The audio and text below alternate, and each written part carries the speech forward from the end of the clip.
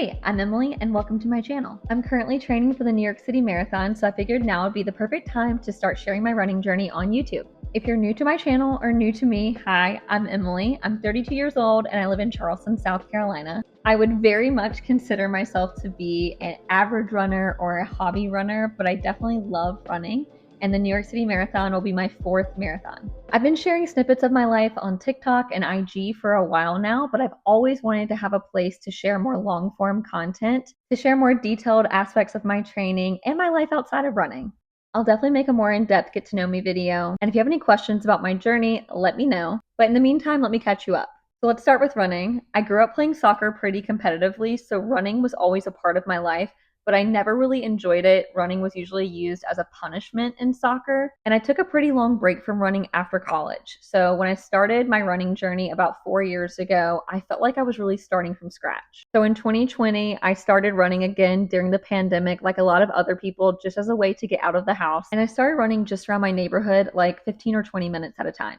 So on my 29th birthday, I've been running pretty consistently for about a year. I decided to set a pretty lofty goal of running a marathon before my 30th birthday. Spoiler alert, I had no idea what I was getting myself into. So I signed up for the Asheville Marathon and I had about 9 months to train for it. Saying goals out loud can be really scary. And at that point, no one in my life really knew me as a runner. So I did tell people in my life that I was training for a marathon and they were like, really? Why? So this is around the time that I actually started sharing my training journey on TikTok as Emily Runs a Marathon, but I also blocked every single person I knew. Something about being seen and putting myself out there was just really difficult for me to cross over. I knew I wanted a place to document my journey. I felt like in my core that training for the Asheville Marathon was going to change me as a person, and it definitely did. So I love having a place to go back and reflect on that. But at the time, knowing that people could find that seemed really scary. So I put myself out there. I made a lot of new running friends through Run Talk, but I didn't tell my friends or family about my TikTok until a couple of weeks before the marathon. I did finish the marathon. It was so hard, but it was one of the best days of my life. And I'm super thankful that I had friends and family that came to Asheville that day to cheer me on. I don't know if I would have finished it without them.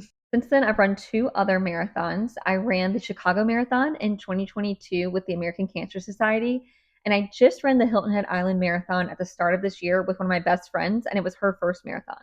I've also run a handful of 5Ks, 10Ks, and half marathons, mostly around Charleston in the last 4 years. I definitely could talk about my love for running all the time, but I do have a life outside of running. I love living in Charleston and I work a full-time corporate job. I'm originally from the upstate of South Carolina, but I love living near the beach and I've lived here for about 8 years. I'm married. My husband, Chris, is my ultimate hype guy, biggest cheerleader. One of his hidden talents is mapping out a race course with my projected pace so that he can try to see me and cheer me on in as many spots as possible. Seeing him on the sideline just absolutely makes my day and always makes me run a little faster. We also have a 9-year-old golden retriever named Porter, and he is our pride and joy. We are typical millennials where our dog is like our child. I'm obsessed with pop culture and reality TV.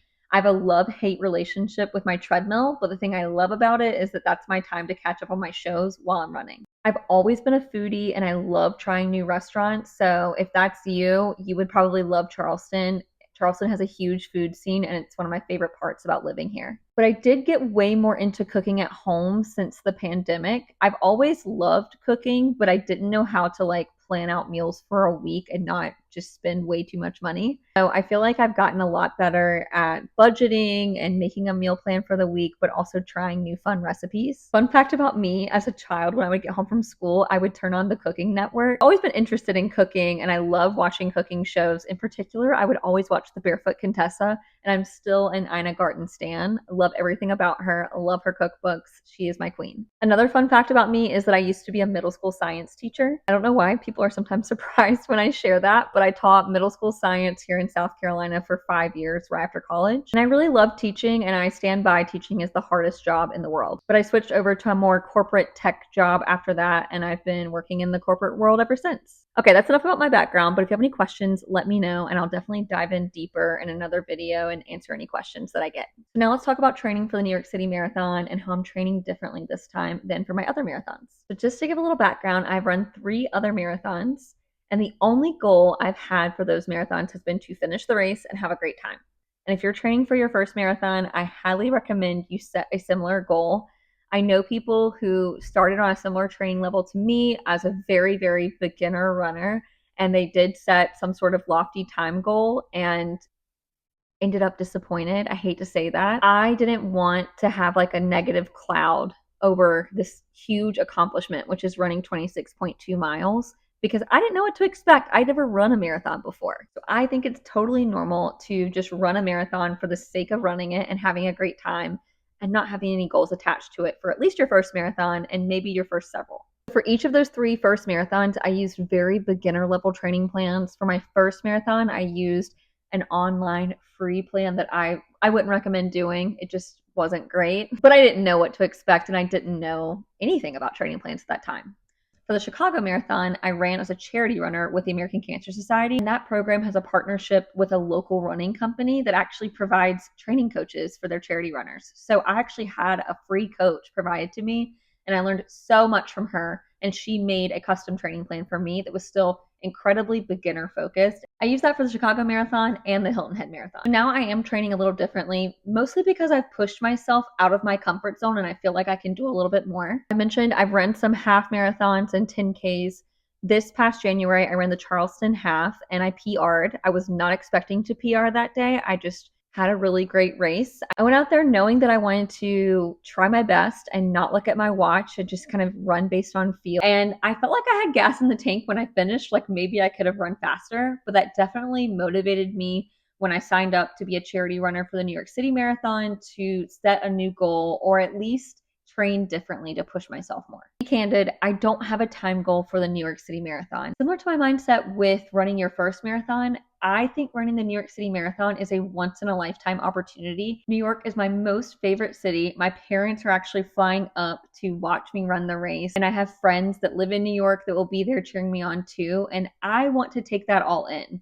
I don't want to be so hyper focused on a certain time goal that I don't take in the crowds, the sights, that I don't stop to hug my family. So just know I hope to run this faster than I have run a marathon before, which I don't think will be that difficult. We'll see, because I don't have a ton of hills to train on here, but I don't really have a time goal. And at the end of the day, if I finish and have a great time, that's what matters. I would like to set a marathon time goal and run like a local marathon, maybe like the Myrtle Beach Marathon or a marathon in Greenville, South Carolina, and actually like really run it and see how fast I can go. But I don't think that's feasible for the New York City Marathon, and that's not really how I want my New York City Marathon experience to be. So stay tuned on that. And also, if you have tips for setting a time goal, let me know, because I don't really know how to do that. So how I'm training differently this time, I don't have like a one-on-one coach. However, I have worked with a local physical therapist in the past when I was having some knee issues, and he specializes in running. So he worked with me to make my training plan for this training cycle, and using my half marathon PR kind of as the base for how I can train, especially in terms of speed workouts. So I run about 5 times a week. Sometimes it's 4 if I skip my shakeout. I always have a speed training run during the week, which I didn't have in my last training plan weekly. I'm also just running a lot higher mileage than I have in the past, and I will say I've definitely had to work to get here. It has been 4 years of consistency to start running at a higher mileage, but I've seen a lot of progress through doing that, even though not all of my training has gone to plan just because it's been so hot here in Charleston this summer. We're a little under 12 weeks out from the New York City Marathon, and I've actually been training for 10 weeks already. That's a little different than usual. Most marathon training plans are 16 or 18 weeks long. The reason why I started training so early is because I have quite a bit of travel coming up between now and the marathon, and I just know there was going to be some runs that I couldn't make. So I wanted to get my mileage up as high as possible before I start traveling. I travel some for work, so I have some conferences I'll be going to. And I'm also going to Europe for 2 weeks at the end of September, which should be when I'm doing like my highest mileage runs if I was following a true 16 or 18 week training plan. This Europe trip was planned before I signed up for the New York City Marathon. We actually had this trip planned in like 2020. Of course, it got canceled. I've changed jobs since then, so has my husband, and it just worked out that this year we could do it. And our 2 friends from college are coming too. So I'm going to enjoy my life and enjoy that vacation. And I hope to run once or twice while I'm there, but I don't know that I'll hit every run. I Actually, I know I won't hit every run. Hopefully, I'll hit a few runs while I'm there. I just wanted that confidence knowing that I hit my mileage goals before I leave for my trip. So I will do my 18-mile training run before I go to Europe. When I come back, I'll have like a month left. So I might do 1 or 2 more long runs and then have like a month to taper. I did not expect when I got into running that I would start charity running for big races like Chicago and New York. I actually didn't even know what charity running was 4 years ago. I can make another more in-depth video about charity running and why I'm so passionate about charity running, especially for cancer. But just know cancer has uniquely impacted my life and the life of most of my loved ones. Being able to use my hobby and kind of my outlet for stress and anxiety, which is running, to raise money for such a good cause like cancer research, it is such an incredible feeling. And I hope to be able to do this for the rest of my life. So yeah, I really just wanted to come on here and introduce myself and kind of make an intro to the type of content I'll be putting on this channel. You can always follow along on TikTok or IG to see shorter glimpses into my training journey, but I plan to share a lot more details here as well as more aspects of my life outside of running. If you have any questions, please let me know. And also if you're training for a fall race, let me know so I can cheer you on.